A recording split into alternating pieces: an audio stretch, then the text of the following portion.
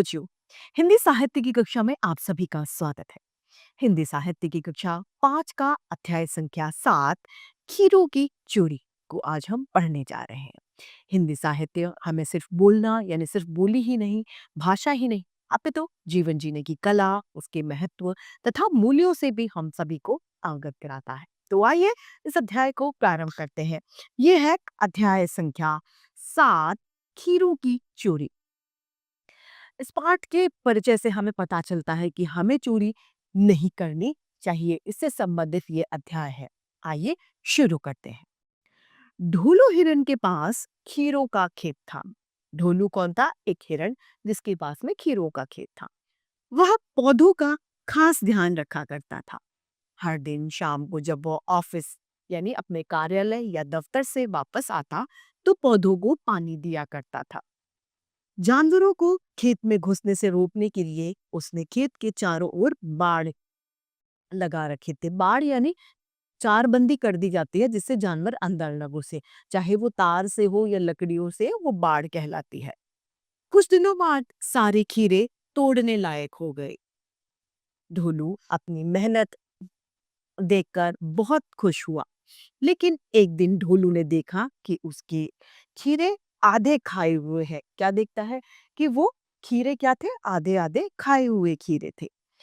अगले कुछ दिनों में खाए हुए खीरों की संख्या बढ़ गई। पहले दो एक खीरे खाए हुए थे, अब खीरों की संख्या और ज्यादा बढ़ गई। सभी खीरे खाए हुए थे।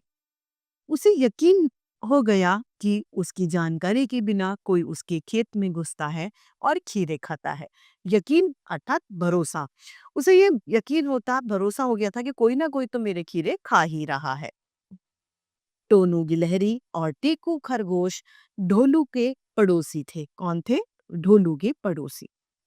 उसे टोनू गिलहरी और टीकू खरगोश पर शक था। किस पर शक था? टोनू गिलहरी और टीकू पर। उसे ये था डाउट कि हाँ, हो सकता है शायद इनमें से कोई मेरे खीरे खाता हो। मुझे तो पूरा यकीन है कि इन दोनों में से ही कोई एक चोर है, लेकिन मैं कैसे पता लगाऊं? ढोलू ये बात सोचने लगा कि हमें शक है तो जरूरी तो नहीं है ये सच ही हो, और मैं कैसे किसी को चोर साबित करूं? वो अपने मन में ढूंढाबुनी में लग गया था। एक दिन सुबह ढोलू का दोस्त जिम्बा जेब्रा उससे मिलने के लिए आया। जिम्बा एक बहुत बड़ा जासूस था। क्या था? जासूस। जो जासूसी करते हैं उन्हें जासूस कहा जाता है। वो बोला, हेलो जिम्बा, तुमसे मिलकर अच्छा लगा। तुम कैसे हो? ढोलू बोला। जिम्बा कहता है, मैं ठीक हूँ ढोलू, मैं कई दिनों से केसों में यानी जो उसको केस दिए जाते हैं उनमें वो व्यस्त था, इसीलिए मैंने सोचा कि छुट्टी ले लूं। तुम कैसे हो? ढोलू बोला, मैं ठीक हूँ, लेकिन मेरी एक छोटी सी परेशानी है। अब तुम छुट्टी पर हो इसलिए मैं तुम्हें परेशान नहीं करना चाहता मेरे दोस्त। जिम्बा बोला, तुम अपनी परेशानी समस्या मुझे बता सकते हो।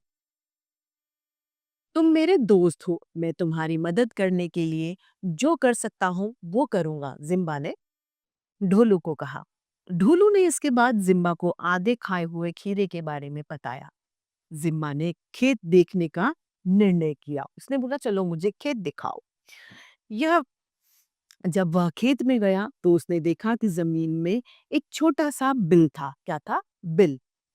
ढोलू, यह बिल देखो, मुझे लगता है चोर ने तुम्हारे खेत में आने के लिए इस बिल का ही इस्तेमाल प्रयोग किया है। अच्छा सुनो, अब जैसे मैं कहता हूँ वैसे ही करो। आगे मैं देखता हूँ कि क्या कर सकता हूँ। जिम्बा के बताए अनुसार उस शाम ढोलू ने थोड़ा सा नमक और मिर्ची पाउडर उन खेरों पर लगा दिया ताकि कोई उसको खाएगा तो क्या होगा? वो नमकीन और मिर्चों से लगेगी। रात हो गई। वह जागता रहा और खेत पर नजर रखता रहा। देख रहा था खेत में कौन आ रहा है कौन नहीं। आधी रात के आसपास उसने कुछ अजीब यानी विचित्र सी या अनोखी सी आवाज सुनी। उसने जल्दी से लाइट जलाई और जहां से आवाज आ रही थी उस तरफ वो भागकर गया। वहां एक और वहां और कोई नहीं, टीकू था। कौन था? टीकू। खीरा खाने की वजह से टीकू का चेहरा लाल हो गया था। टीकू, अच्छा तो तुम चोर हो?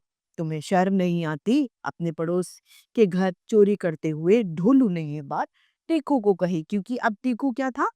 चोरी करते हुए पकड़ा गया था। टीकू कहता है, मुझे माफ कर दो ढोलू, तुम्हारे ताजे और रसीले खीरों को देखकर मैं खुद को रोक नहीं पाया। हिचकी लेते हुए टीकू ने ये बात कही, तुम मुझसे मांग सकते थे, मैं खुशी से तुम्हें खीरे दे देता। ढोलू ने ये बात टीकू को कही। ढोलू ने टीकू को पानी पीने के लिए दिया। अगले दिन जब जिम्बा आया तो ढोलू ने मदद के लिए जिम्बा को धन्यवाद दिया और उसे बहुत सारे खीरे भी खाने को दिए। तो इस कहानी से हमें शिक्षा मिलती है कि बच्चों, हमें कभी भी चोरी नहीं करनी चाहिए। जो है, अगर हमें कोई चीज किसी से चाहिए तो हम मांग लें उससे, लेकिन चोरी कभी भी ना करें। तो इसी सीख के साथ में हमारा यह अध्याय और आज की हिंदी साहित्य की कक्षा यही समाप्त होती है। फिर से हिंदी साहित्य की कक्षा में ऐसे रोचक अध्याय लेके आप सभी के समक्ष, आप सभी के सामने उपस्थित होते रहेंगे। आज के लिए इतना ही, फिर मिलते हैं। धन्यवाद। प्यारे बच्चों, कैसे हैं आप सब? तो बच्चों, आज हम पाठ 7 खीरों की चोरी का अभ्यास कार्य करेंगे। तो आइए करते हैं। सबसे पहले बहुविकल्पीय प्रश्नों पर आते हैं। पहला प्रश्न है, ढोलू ने खेत के चारों ओर लगा दिया बाड़। प्रश्न 2, ढोलू से मिलने कौन आया? जिम्बा। ढोलू ने खीरों पर क्या लगा दिया? नमक और मिर्च। अब आते हैं लिखित ज्ञान पर रिक्त स्थान। जिम्बा एक बहुत बड़ा जासूस था। है, टोनू गिलहरी और टीकू खरगोश ढोलू के पड़ोसी थे। ग, उसने देखा कि जमीन में, किसमें? जमीन में एक छोटा सा बिल था। कुछ दिनों बाद सारे खीरे तोड़ने लायक हो गए। आगे चलते हैं। निम्नलिखित प्रश्नों के उत्तर लिखिए।